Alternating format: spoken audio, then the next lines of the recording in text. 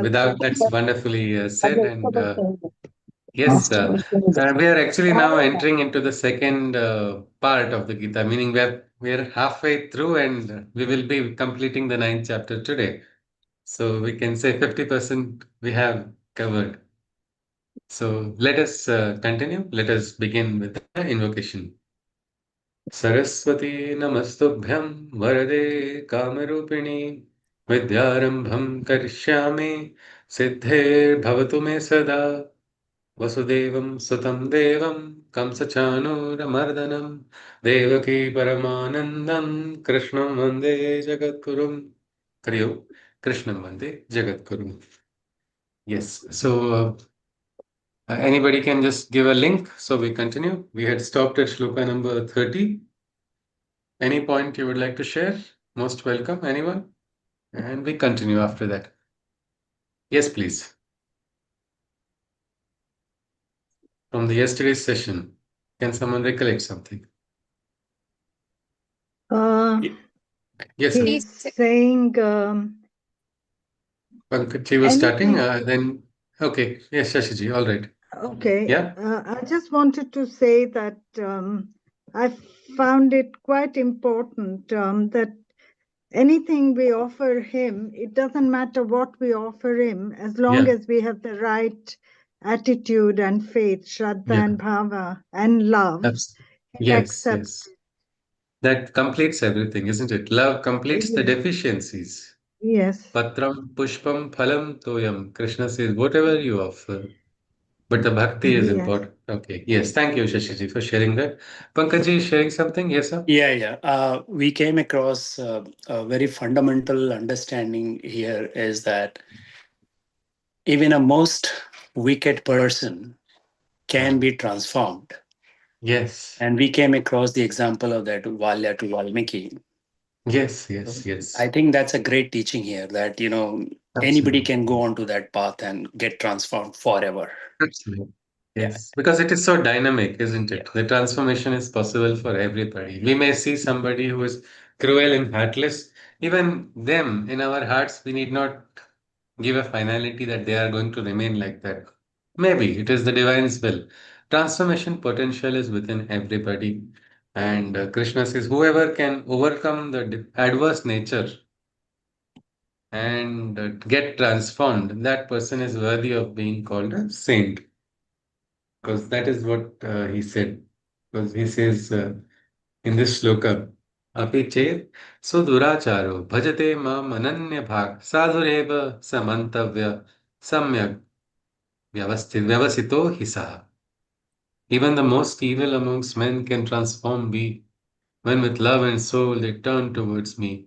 For when his adverse nature and will he has conquered, that changed me, even a saint may be considered.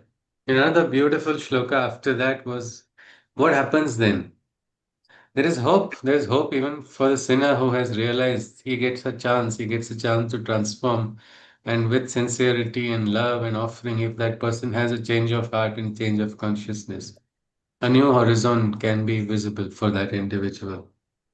And the transformation happens with a divine haste because that soul now, which was astray, has now suddenly found its way. And then it moves and proceeds with a great pace. So transformation can happen rapidly also. This is also one more very interesting thing. We all have a logical, rational mind. Everything we feel has to proceed in a particular step or according to the logic of the mind. But the divine is not bound to the confines of human mental logic. The divine is supreme, supralogical, supramental. How do we can't expect that logic of ours to be everywhere when it is limited. So in the divine logic, transformation also can take place very fast. Rate of progressions also can take place very fast. Somebody who is on level zero may go directly into the highest level. There is no level one, level two like we have in games. So in sadhana also, suddenly a person may get elevated, and same way a person of a higher consciousness may lose that consciousness. So we have to be alert. We have to be our Shraddha and our connection with the divine is something we must always keep firm. So Krishna says one thing here, which is beautiful. Name bhaktaha pranashyati. This is a beautiful understanding. If you know that your love is not going waste, you're not going to get what we can say anxiety attacks or panic attacks. Your Shraddha in the divine. Same, and Arjuna should understand, isn't it? His charioteer is Krishna. He is in the most troublesome situation of his life. There cannot have been a worse situation than what Arjuna had. But who is his Sarathi? It is Krishna. Krishna is a Sarathi. Why should he bother? Whatever happens will happen as per the divine will. He should understand that he is being driven by the divine. If that Shraddha is there, you can actually feel a little bit free because just this morning, I mean, just this afternoon, I had a talk with a professor, a teacher. She is in a great state of frustration because she feels everything I do, I'm doing wrong. Only something wrong is going to happen from me, or everything is going to go waste. Now, what is this? This is like Arjuna's sorrow only, isn't it? Such a talented and strong individual suddenly feels that. At those times, patience, and what we call Shraddha in the divine, that acts as a kavacha. The divine will see through, even if people are wrong, even if I'm experiencing some injustice at this moment, it's all right. Let me continue. Let me continue working on my path. Let me continue working in that direction. Then the transformation will take place. So there is one more thing we can take it to our heart. Name bhaktaha pranashyati. This is also a great mantra to do japa also if we want. Name bhaktaha pranashyati, name bhaktaha pranashyati. Krishna has said, my bhaktas will not get destroyed. They will not be lost. I will be in their consciousness. They will be in mine. Well, with this, let us continue because who has the potential? Krishna just said, even the worst sinner. He clarifies further. He says, Mam hi partha vyapashritya ye pesyaho papayonayaha striyo vaishyas tatha shudrastepi yanti param gatim. Krishna says, Oh, Arjuna, all those who seek refuge in me, even if in a womb of sin born they may be. Now, what is the meaning of a womb of sin? Papa Yonaya. We are all born in a womb only, isn't it? And the world is also born in a womb which is called Hiranyagarbha. What does this? So, womb is actually considered to be a very sacred place. So, what does Papa Yonaya mean? What is a womb of sin? Anybody?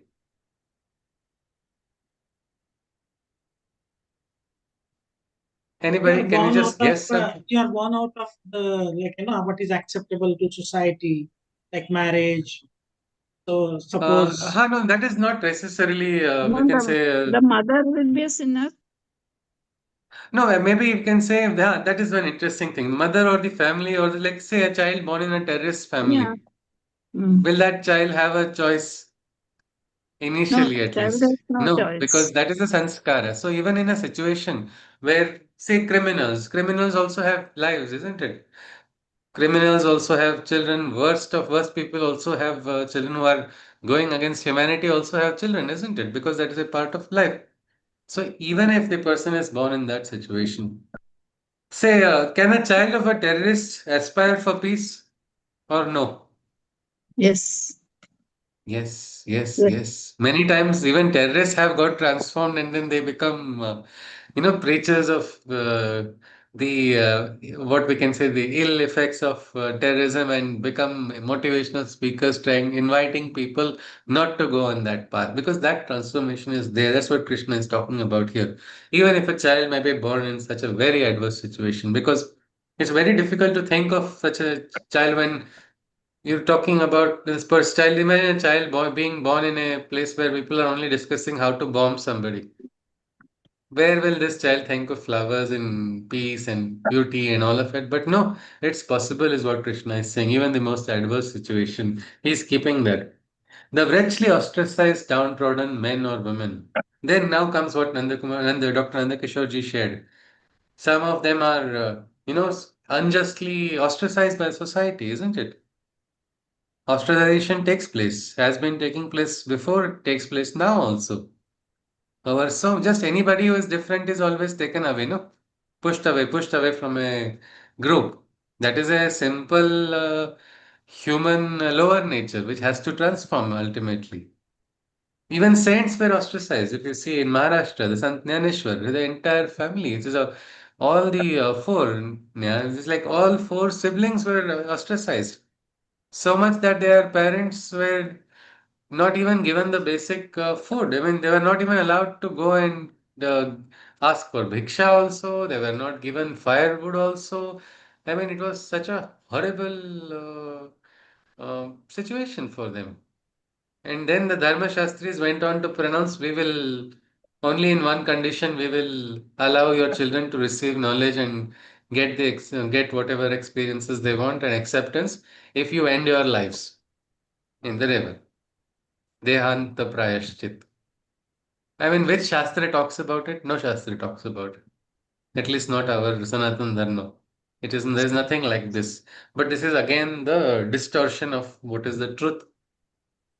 So here you see the parents did that by thinking they are securing the future of their kids. At least for that reason, let us end our lives. The village will accept. But all of them did not accept even after that. It was considered the worst situation. But you see what happened to all those four siblings? They became so elevated and divine that the villagers call their names as if they are mantras and invocations of the divine. The Jnaneshwara is called Mauli. When people do Vari, they go Jnanova Mauli, Tukaram. They just say the names only. He became a mother at a small age, this young child, because the possibility and potential of transformation and elevation is there everywhere. That is what this shloka is trying to talk about. A lot of places, this shloka has been misinterpreted. Some people have tried to say that this shloka proves that we still believe in the caste system and discrimination. It's not like that. It is about people who are who are unfairly also treated. That's what Krishna is talking about. He says the wretched, ostracized, downtrodden men or women. There's also a question is asked, why is he mentioning women? Why is he saying Strishu? We should look at the Desha Kala Paristiti, isn't it? How many women were fighting in the Kurukshetra war? None. Isn't it? That time it was not they were what would happen if their husband is killed in the war? Since that time, though it was not explicitly banned, but general society was like that, no? They would say a woman without a husband is helpless or hopeless. That was what was considered at that time. But Krishna says no. Even if somebody is ostracized, even if it's a woman who is ostracized by society, people do not accept also, even such an individual also Krishna is talking about. The wretchedly ostracized, downtrodden men or women, they all attain to me, meaning everybody attains to me, to their sincere calls. I hearken. I listen to the sincere calls of everybody. There is no place, there is no where that you cannot be connected with the divine, no matter what situation is you are in. Krishna says, I yield to every call. We have the story of Draupadi in Mahabharata. She called upon Krishna, and Krishna came to her rescue to take care. And the question was, why did he come so late? The actual question is, why did she call so late? She called everybody else for help except Krishna initially. And this is a very sad thing about the human nature or the rule of the world or the way of the world, where the divine cannot intervene until the human gives the permission for the divine to intervene. You see, this world, though divine is the overlord, this is the rule. We have to permit the divine, though we submit, we surrender, we don't really permit the divine to allow his will to manifest because our minds try to take control. So, this is the thing Krishna says wherever you are, no matter what situation you are in, every sincere call, this cry of the soul is heard by the divine and he yields to that, he listens to that, is what he is saying. Next, Even Krishna talks about, yes, Prahlad, Vedaji wants to share something. Yes, please. Bhakta Prahlad, he was born in the Asura family, but since Yeah, he yeah. was a devotee.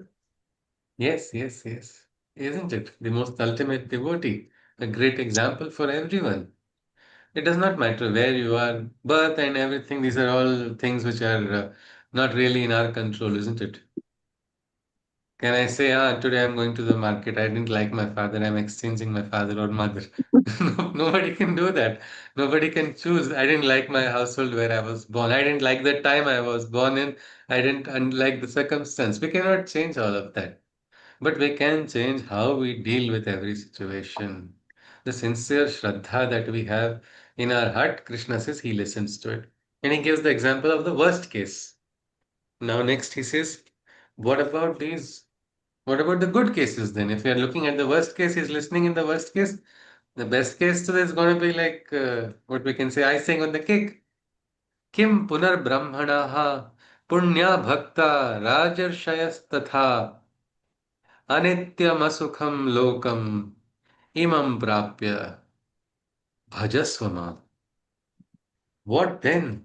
Krishna says, what then to speak of the Brahma's seeker and the most devoted sages, regal and fine? This transient and sorrowful world's every dweller can channel their love to seek the divine. This is the possibility, Krishna is saying. He says, Arey, if I'm talking about the worst of worst cases, look at what about those Brahma Rishis, the seekers of the Brahmas? What about those great Raja Rishis? What about all of them? He says, definitely they have the best chance, isn't it? Imagine a plant, roses growing in a nursery with all the good care. Will they not grow? They will. Everything. Yes, yes, yes, it is. So Krishna says, well, these roses, do they grow only in the nursery though? No, they can grow No. anywhere. I mean, Anywhere, isn't it? yeah. They can grow anywhere. And sometimes we see those growing in the nursery are not that sturdy compared to the roses that have grown outside facing the greater challenges. Same as with the state of life of so many people. Initially, they may have what we call a silver spoon, but that does not guarantee the future progression. And in the spiritual path, it is all experiences can be used as a what we can means for transformation. So Krishna says, yes, every dweller in this world is he's calling this world a sorrowful world because people are inviting sorrows in their life. So he says, in this sorrowful world, in a world full of sorrows also, every seeker can channel their love to seek the divine. How do we love the divine? Because we know about loving human beings, that we understand. But now Krishna is telling loving the divine. Loving the divine requires us to let go of everything, isn't it? Let go of all attachments, including if sometimes the biggest attachment is the attachment towards the people we love, towards other beings we love. It is very difficult to let go of those attachments. So how do we reconcile with this? That I have to love the divine also, and I have to love my human beings also. How can I do that? How do we reconcile? You give over the care, the love of your family to him, and Yeah, he will look after them the he is same the way he distributor, looked isn't after it? you. Why do we want to take the headache and logistics of distribution when we have a divine distributor? And Yes. Isn't I it? think, yeah, and I think when you want to love divine at a topmost level, you have to probably prioritize. The divine, no? Yeah, divine. Put it Over. at number one. Yes. Yes, yes. Yes, yes, yes, absolutely. Pankaj has shared a very important point. It is not being unfaithful when we are prioritizing the divine over everybody else. Why is that? Because when you prioritize the divine, you start learning to what is understand the real meaning of true love and you become transformed yourself. And then when you are transformed, you can offer better to the world, isn't it? It is a kind of an evolution which takes place. So many times we get challenges, and when we get worried or confused. Krishna has said, isn't it? Your love for me will not go waste. It's all right. Offer to the divine. He will know where to distribute, how to distribute. That's not our headache. One participant, I think I had told about her. I think her name is Pritiji, she had shared her very beautiful experience. Her every prayer was first offered to Krishna only. Because she would go whenever something nice is happening, she would, Krishna, let this happen, whichever she wants, whatever she wanted, she would go, Krishna, let this happen. And then she would add, only if you want to. That only if you want to, she would always add. This was all fine in everything. Exam results, you can understand. Sometimes exams are cleared, sometimes they are not. All other things, she's like, okay, sometimes success, some failure, everything I can take. But now she had a crush on somebody. She really liked that person from the bottom of her heart. Now came the time for her to give her usual prayer. Here she started sweating. She was very scared. She was scared because if Krishna does not want what I want, what will I do? So she was very much hesitating to make that prayer. Yet she somehow got all the courage because ultimately the divine is the supreme. Like as Pankaj shared, we have to prioritize the divine. She went and bowed to him, bowed to her Murti of Krishna and made the prayer. Krishna, I really like this person. I think I want to get married. I want to take the next steps. I want this to happen.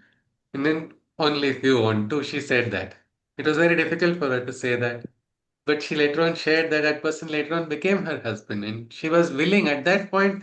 While saying that statement, she had become detached because she could say that it's all right if Krishna wants something else against my will, that also I will accept it.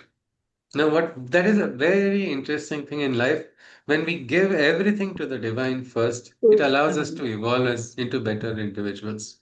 So that is something, and everybody can channel their love. Let the love go first to the divine, because ultimately there only everything is going to go.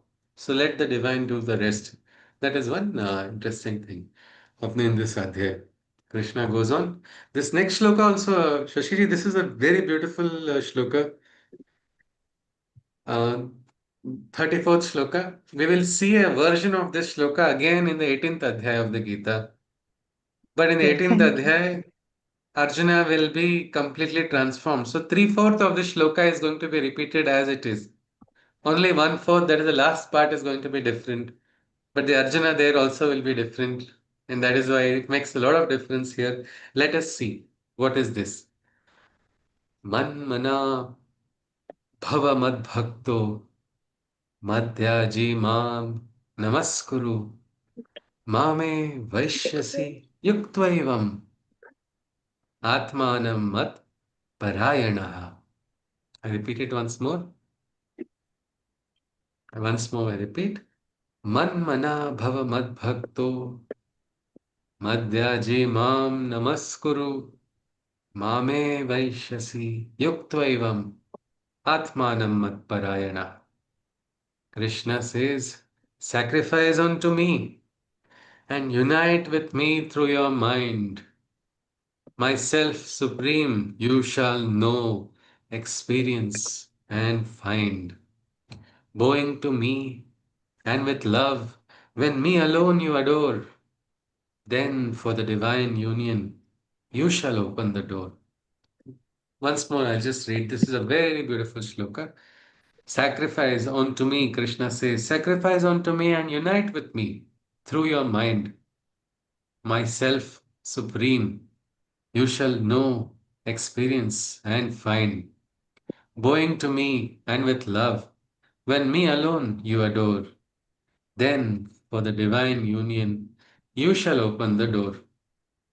So it says first, Krishna says, sacrifice everything. Everything you sacrifice unto me.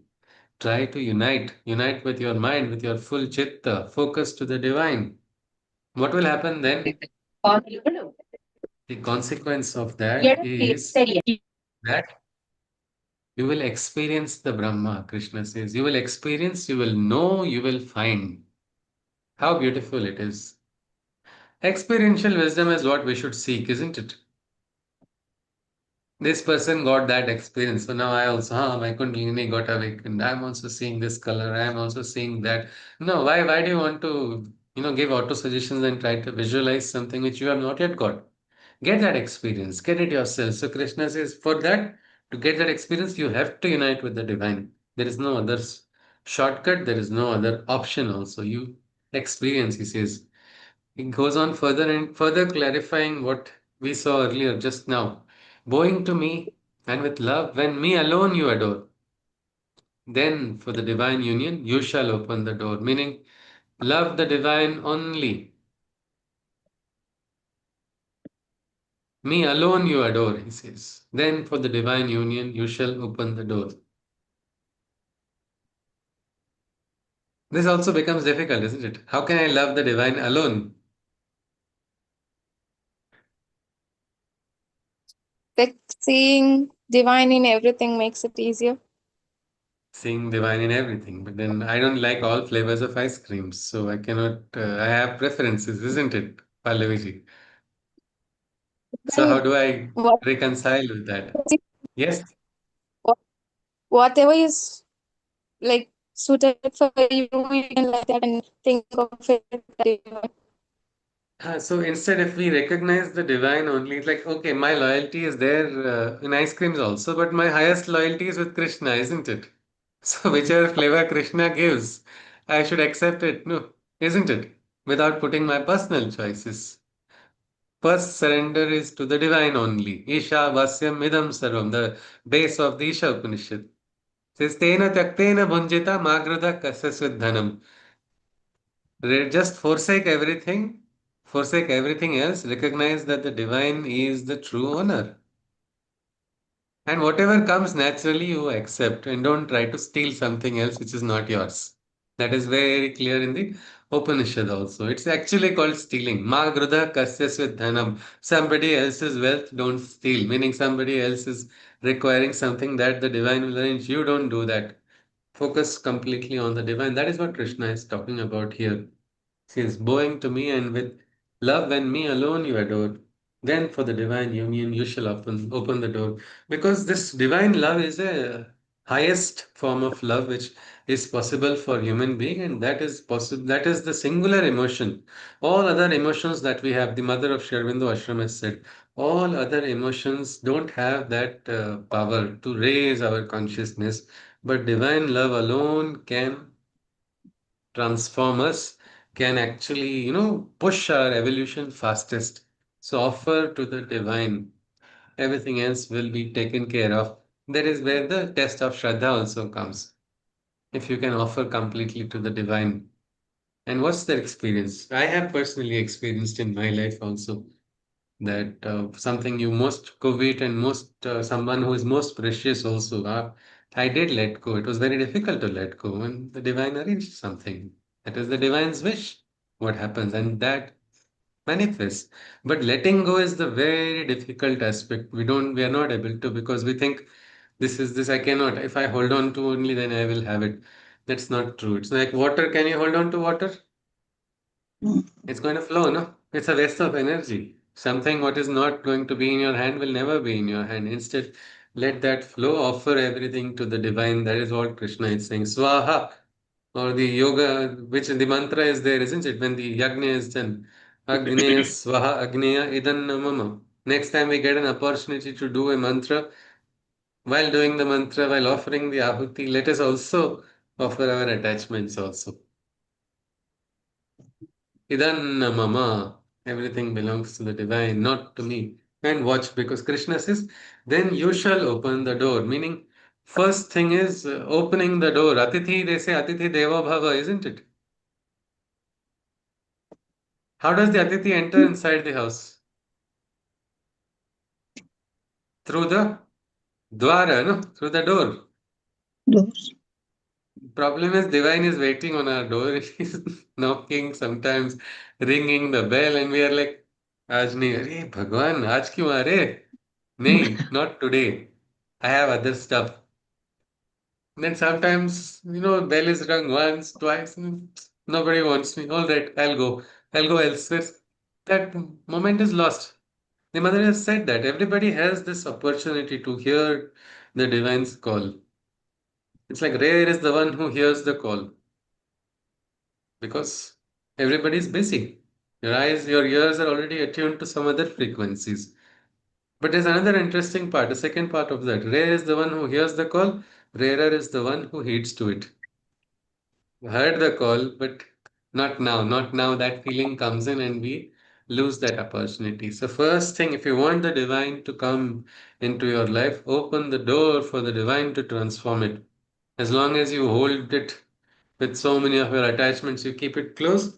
Krishna says no. And that is why you will see in the next 18th chapter, Arjuna would have understood this principle better. So Krishna slightly modulates this shloka. You will see almost 75% same, means man mana bhava mat bhakto madhyaji mam namaskuru. And one more interesting thing, if you see in the shloka, is Krishna is clearly telling Arjuna for the first time, mam namaskuru. मुझे He says, नमस्कार. he is saying that. He is saying that. And he had to wait for 9 adhyayas for Arjuna to get receptive to hearing this. Arjuna was having questions of the supreme divinity of Krishna. He was having questions which were intellectual, questions of so many different types that he was not ready. And Krishna had to wait slowly. And then now he says, Madhyaji Mam Namaskuru. That is the Rajavidya. If you look at the 30, this Adhyaya gets over here. 34th shloka, the final shloka is what? Mujhe namaste karo. That is what Krishna is saying. Mam Namaskuru. When we were I was very young, I remember one uncle would always go out for a walk. And my father would say, Uncle ko namaste karo. Then we used to do namaste after we are told. Because that was how the sanskar was put. But here Krishna is saying to his bhakta only, to his follower only, keep learn. Because learn, it is not lip service by just saying the name of the divine. Bow properly. This shloka tells us what it is. Bowing to me with love, me alone when you adore. Don't give so much priorities to your attachments that your attachments will make you Dhritarashtra and you will forget Krishna. You know what happened in the Kurukshetra. I don't think we want such kind of. We at least if Kurukshetra is happening in our life not by our choice, at least we should be on the Pandavan side, isn't it?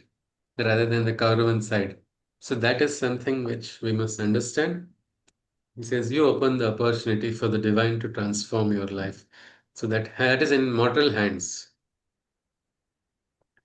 Just before we go to the 10th adhyay, how many of us agree that it is in mortal hands?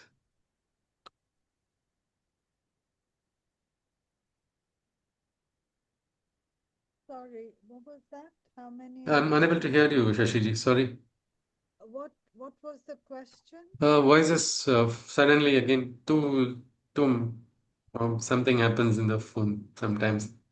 Yes. Anybody else? What is the question? We can't hear you, Ji. Something has to be reset. I think maybe then you. She is Yes. saying, and so am I, that what is the question?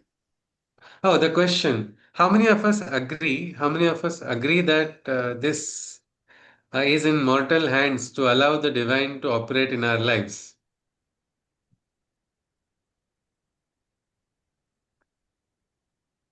Yes. All of us. Yes. All Isn't it? of us are mortal We hands. are we are not And we allowing can, at times, isn't it? If yeah, we we are can not choose. allowing, yes, Now, all of us are in mortal hands, but only who wants to go to the divine, they will. no means if No. but I'll rephrase the question a little better. Maji, it's like divine is saying for the divine to work, you have to open the door. Yeah. So that implies that we don't open the door, isn't it, for the divine to work many times? Don't you agree that Open your mind. we are preventing the divine from manifesting his will in our lives? Open the door means Yes, open your mind to yes, accept the yes, yes. divine. Yes, we have to do that. That is, yes, Pankaj is adding something. Yes, sir. Yeah. So I'm trying to like contradict here. So Okay. one side, Krishna says that I'm the one who does everything, Yeah. right? I Yes. reside in you. I eat. मैं ही खाता हूँ, मैं ही पचाता हूँ, मैं ही सब कुछ करता हूँ. And on Ha. the other side, we have the responsibility to open our Yes. door and let him come in Yes. and do all the things. So Yes. little bit contradictory here, but what I guess is he has given, I mean, he has set up things, right? You know, indriyas Yes. and There is the karma and way of man the and world. buddhi, The way of the world. and the Yes. karma is in your hand. I mean, you can decide by your own karma that how do you want to elevate towards which side? So Yes, probably, yes. one of the things that he's saying that it is your mind and karma that you let me come in first, and then probably I'll take care of you. Yes, That's yes, what I yes, can. absolutely. Perfectly said. Pankaj brought forth very interesting two contradictions in attributes of the divine, isn't it? One is the all-doer, supreme, everything he is doing. And then the other is asking the human instrument has to allow the divine to work, and the human instrument has to do something also, isn't it? So this is where the what we talk about that two concepts of the Brahman, one being the inert one who is participating, the inert principle of the divine, which is hidden, which is inside, which is not outside, and the other outer one, which is what we call the operational principle. That is where we see that for a human being, this action has to be done. The choice is there. Arjuna had to say to Krishna, Shishyasteham shadhimam tvam prapannam. Otherwise, Krishna could not tell the Gita because Arjuna has not given the sanction, meaning the human has to give the sanction to the divine to operate. If we don't, we will not be able to transform or we will not be able to walk on the path ahead. Our life will go on, our life will go on, but it may go in a different direction, isn't it? I think if we look back in our life also, we've all got choices at different times. If we, each of us would have maybe not one or two, 100 moments or 100,000 moments, which have been governed by the choices, isn't it? Like the wonderful poem, Two Roads Diverge in a Yellow Wood. And it's like one person chose one road and the other one chose the other, and that made all the difference. That makes a difference. That choice remains the choice of letting the divine will manifest or to oppose it, that is there. So we must at least this much realize first that there is a divine will which is higher than ours. We must be at least wise enough to accept that. That is all we need to do. Nothing more than that. Yes, Pallavi. Yes, please. So here, my guess is like everything is everything in Krishna's hands because we not realizing is also in his hands. Huh? No, right? That's a very nice question. Is there where what is the role of fate and what is the role of free will then? And what is destiny then? In that if everything is decided or predestined by the divine only. Pallavi has asked a very good question, and this is a question which is a what we can say they can call it $1 million question, which is covered in the 18th adhyay though. What is the how much is the what is the extent of the human role? No, Krishna talks about five factors. We will look at it in the 18th adhyay certainly. Till then, I would request that this be kept aside in abeyance. Not that we are not looking at it, but we'll just keep it aside because certain factors of gunas, the prakriti, the way of the world, that will have to be looked at. But this similar question was asked by my guru's guru, Sri Nana Maharaj Taranikar. He asked it directly to Krishna. It is there in his pothi. So he was very frustrated because of not getting a darshan. He did not receive the darshan of Krishna despite doing all of these, pious activities, all the whatever kriyas, everything he was doing right, and yet he felt very disappointed because moments come in life, everybody's life, they come where you get disappointed. So while he was offering the arghya inside, he thought, let me also get offered into the river because he had gone for a Narmada parikrama, which was one of the most difficult, austerities to do the full parikrama of the Narmada River. Nowadays, we have different facilities for people who are going on the pilgrimage, but that time it used to be a very long one. And sometimes we did not, nobody would know what's going to happen there also sometimes. So here he was, so he just felt like he is now going to end his life only because I did not receive any darshana from the divine. And no, like that is the seeking only the soul might, I mean, the individual may understand that pain of someone who is really seeking so sincerely. And at that time, he got the experience of Krishna, who came in the form of a young boy. He had a peacock feather, he had a kamandalu in hand, and that time he saw that light, he very rushed to greet him. That time in the Pothi, the story is there. He told Krishna spoke in Braja Bhasha, saying, Khade Rayo Panditji. He just means don't come immediately. Stay there. And then he gave from his kamandalu a little bit, few drops of some whatever this tirtha only we can call it. And all the tiredness of the body, all everything inside vanished. That time he asked a question which is similar to what I think is what Pallavi asked. He'd asked this question, एक बात एकांत में सुन लो जगदाधार थारे मारे कर्म तो प्रभु का क्या उपकार. So in private, I'm asking you one question. Oh, uh, Jagat Pita, I'm asking you this one question. You are the raiser of the entire world. In private, answer this question, he said. If it is my karma that is going to take me ahead, what is the role of your grace? Krishna did not answer it. It was his trademark laugh he gave, and that is where he disappeared. But the Guruji found the answer. So this is a good question. I think we'll hold on to that question. We will see what happens probably in the 18th chapter. Pallaviji, at the end, if it is answered, you can tell me.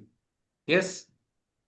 Let's continue then. All right. So we are now entering into what is the 10th adhyaya of the Gita. Sri Bhagavan Uvacha.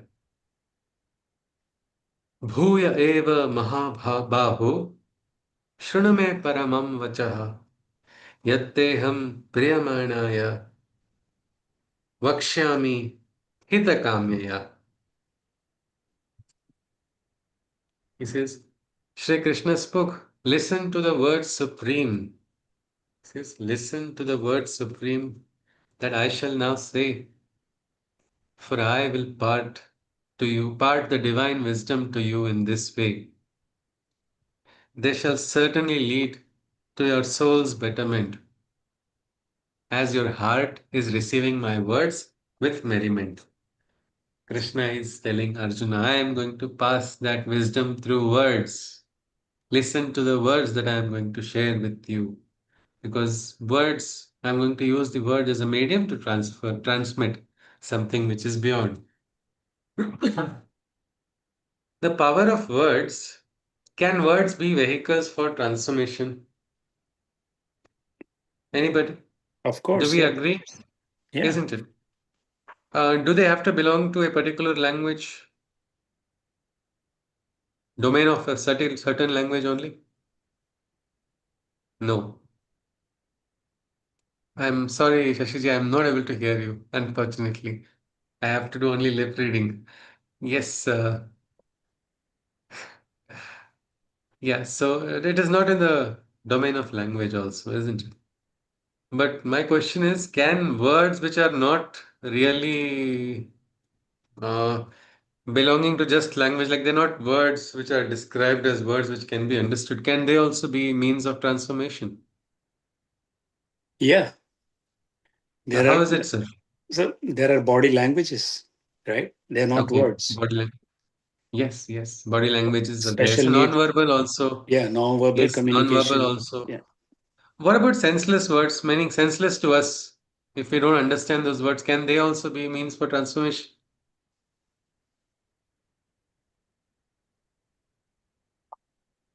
It will be I would difficult not to, use the word senseless, but not decipherable to you. yeah. Animals, yes, bats, Yes? they communicate differently.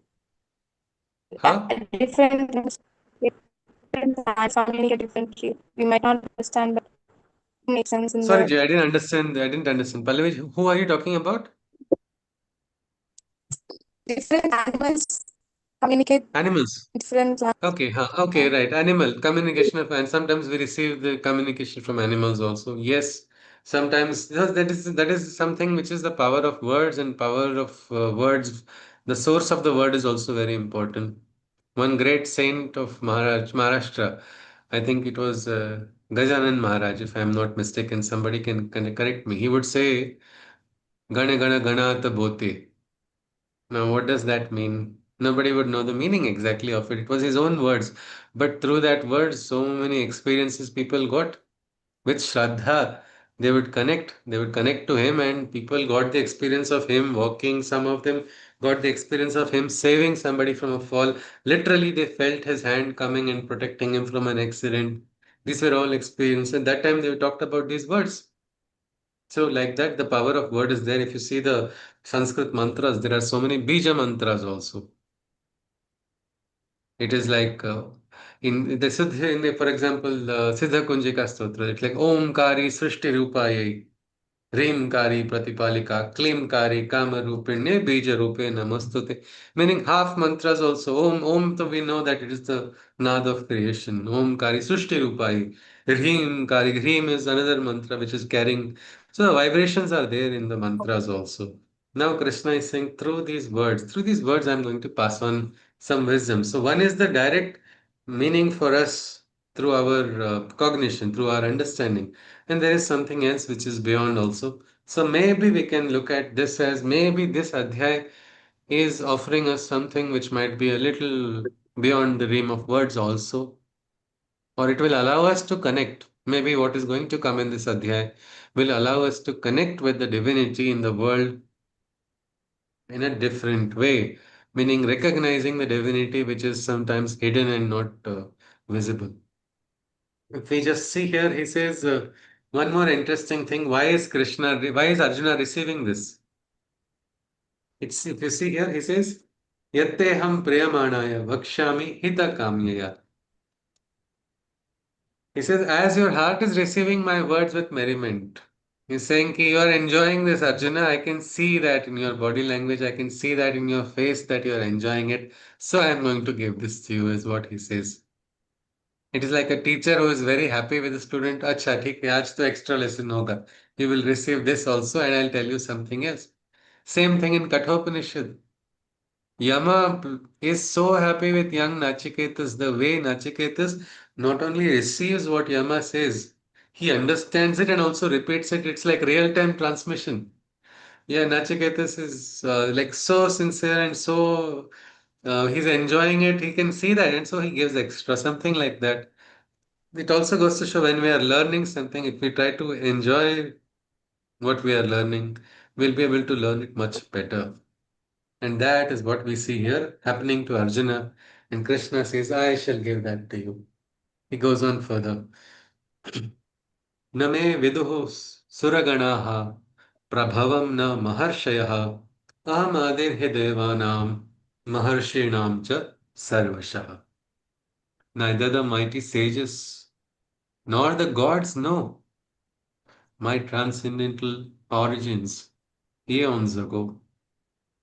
For I am myself the cause and origin of every god, sage, and his kin. Krishna says, even those great rishis who are doing tapasya for several years of tapasya also don't know, he says. Why the rishis? Even the gods themselves don't know. Because the origin of the gods that we consider gods, well, before that God also there was this existence of the divine.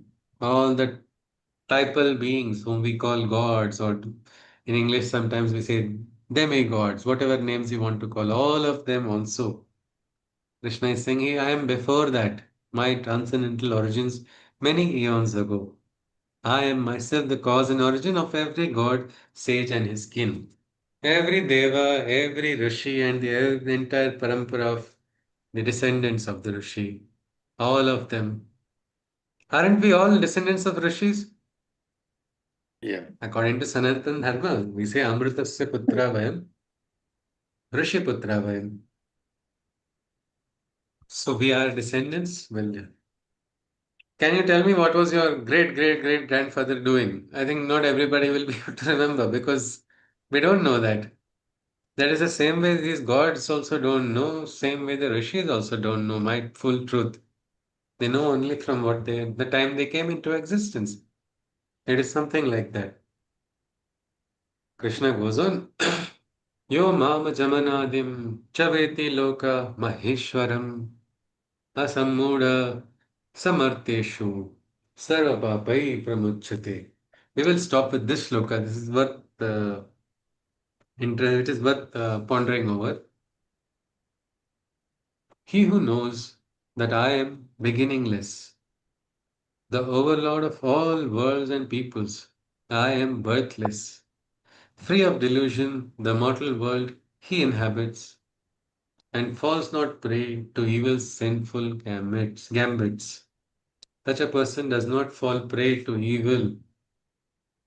He gets liberated from evil, or in other words, his sins are purified. By what? By this knowledge. Which knowledge? This understanding. So, um, there's a difference between information and understanding, isn't it? Anyone can share a little bit about what is the difference between these two, information and understanding?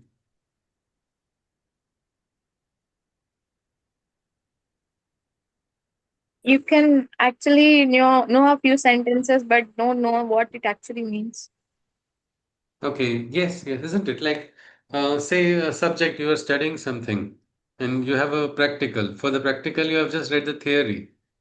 That gives you information, isn't it? But when you practically do it, then only you will start getting the understanding. Otherwise, I remember we had in engineering, we had to design underwater gates. We had something called design of machine elements. So we had a design data book where we had to identify how is this particular gate, which material is good, rust factor, all these things you have to calculate. Me and my friends were scratching our heads on the day of the exam. I have now understood how to solve this and get marks in the exam, but how on earth I don't even know how it looks. Because there it's just information. Information is taken, information is just thrown out without really leading to understanding. So that's probably explaining why I am not designing underwater gates now, because I never understood it. It never became an understanding. But understanding to realization, that comes when the understanding enters into the person and the person gets the experience. That is what we call sakshatkar. So here Krishna is saying somebody who gets this full understanding and realization that the divine is beginningless, the overlord of all the worlds and all the peoples, that the divine is birthless. That person is freed from this moha, from this maya, everything he is freed. And he lives a free individual, a free being, what we call a Jivan Mukta. And he cannot be tempted by evil. All his sins are washed away. There are many mantras, no, which talk about remembering the divine. Remembering this divine will allow you to become free from these troubles. Remembering the divine will allow you to become free of sin. Like, for example, in the Datta Sampradaya, अत्रिपुत्रो महातेजो दत्तात्रेयो महामुनिः tasya smarana matrena sarva papai pramunchate, meaning the very smaran of the divine, smaran of this Dattatreya will completely erase all your sins or papa. So my question is, how does remembering make us free of troubles? Like in this shloka, for very specifically in this shloka, which says, if you recognize, you remember, you understand, and realize that the divine is the father of everybody, then you become free and you're becoming free of evil also, is what Krishna says. So, how is this practical? Anybody? To offer it all to him, Yes, Sid? I'll type it. Ah, yeah, that will be better. Sorry about that. Yes. As Shashiji is typing, can someone try sharing? How is it that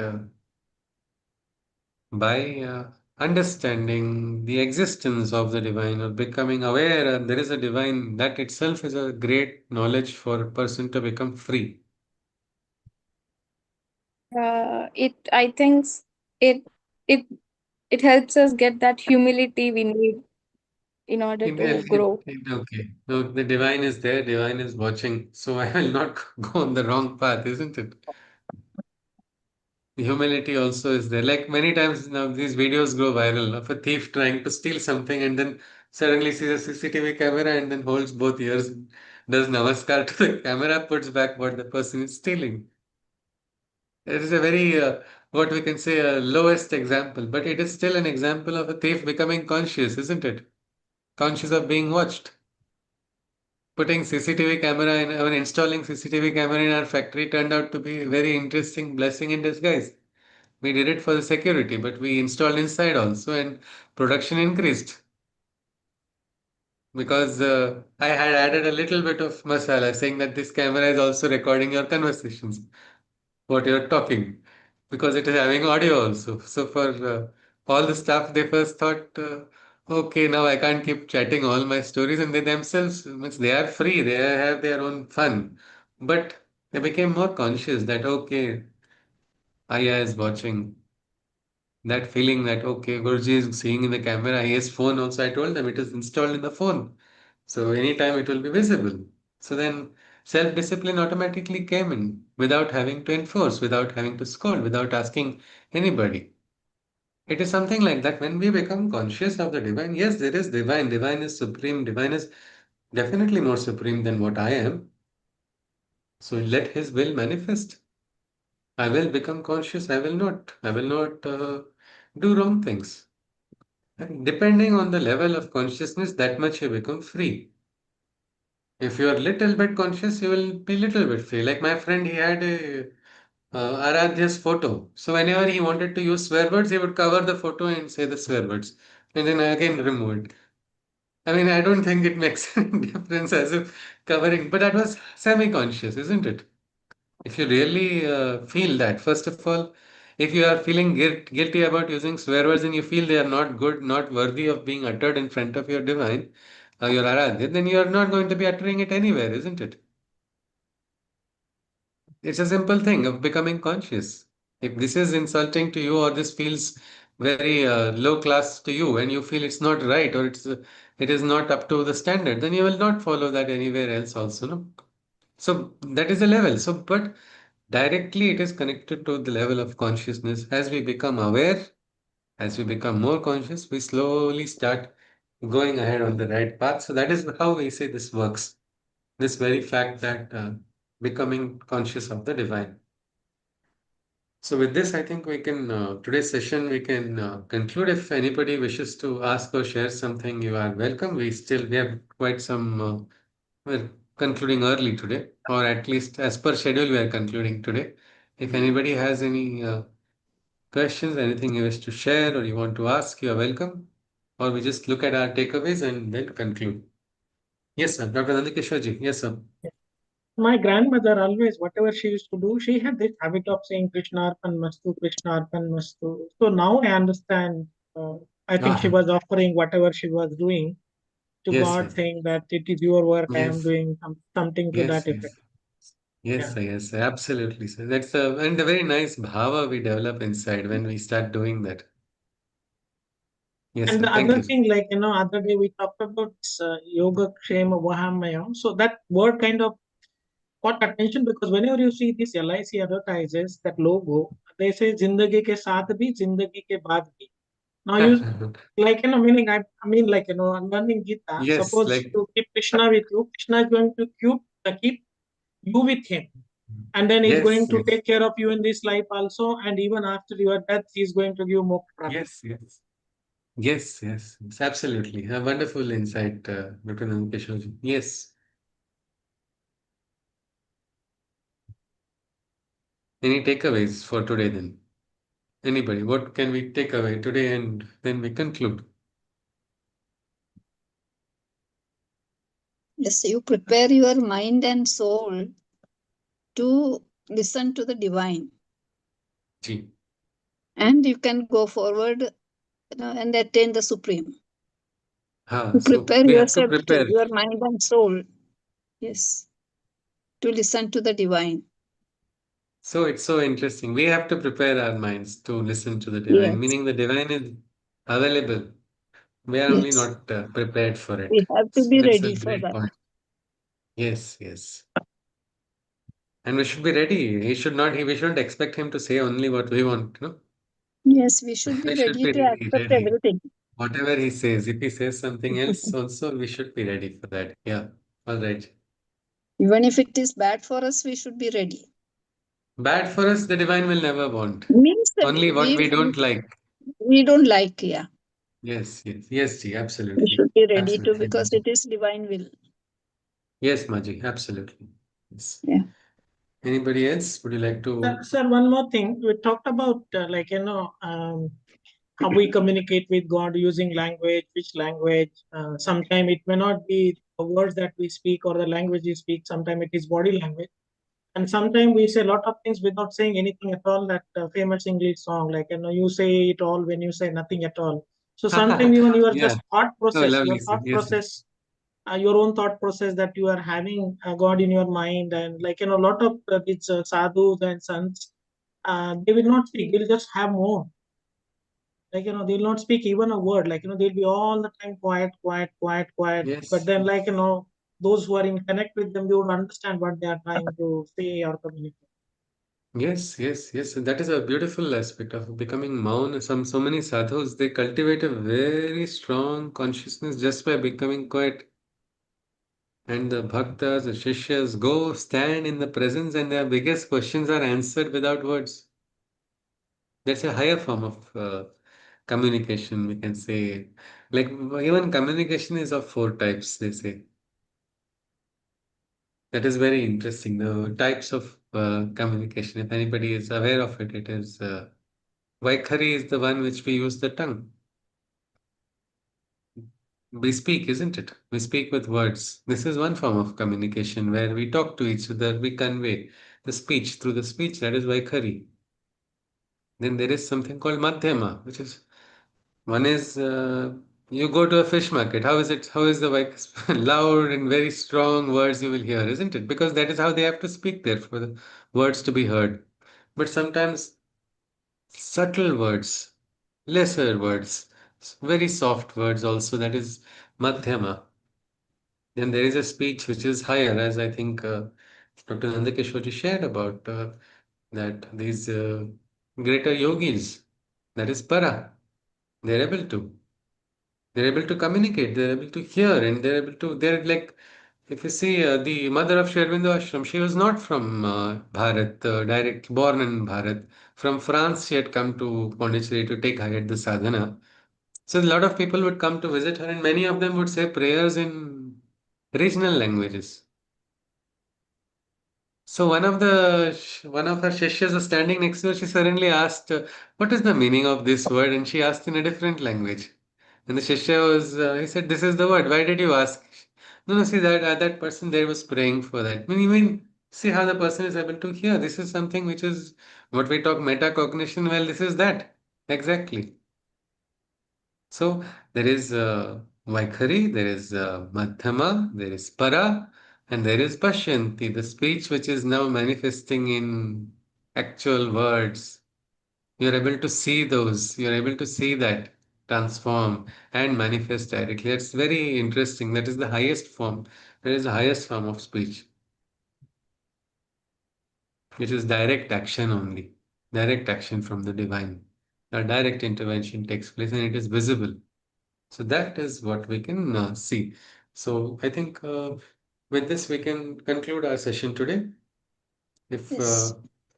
yes, all right then. One thing we learned is we have to love the divine. We have to love the divine only, and we need not feel bad that if we are loving only the divine, we lose friends, we lose people. All of that is it's false. You love the divine only, you will become better friends with all the people you know. That is the truth. So let's conclude now with the Shanti Mantra. Hari Om. सर्वे भवन्तु सुखिनः सर्वे सन्तु निरामयाः सर्वे भद्राणि पश्यन्तु मा कश्चित् दुःखभाग् भवेत् हरि ओम् तत्सत् कृष्णं वन्दे Hari Om. जगद्गुरुम् Hari Om. पुनर्मिलामः Hari नमस्कार Om. Thank you, Ji. Hari Om. Yeah, good night. Hari Om Hari Om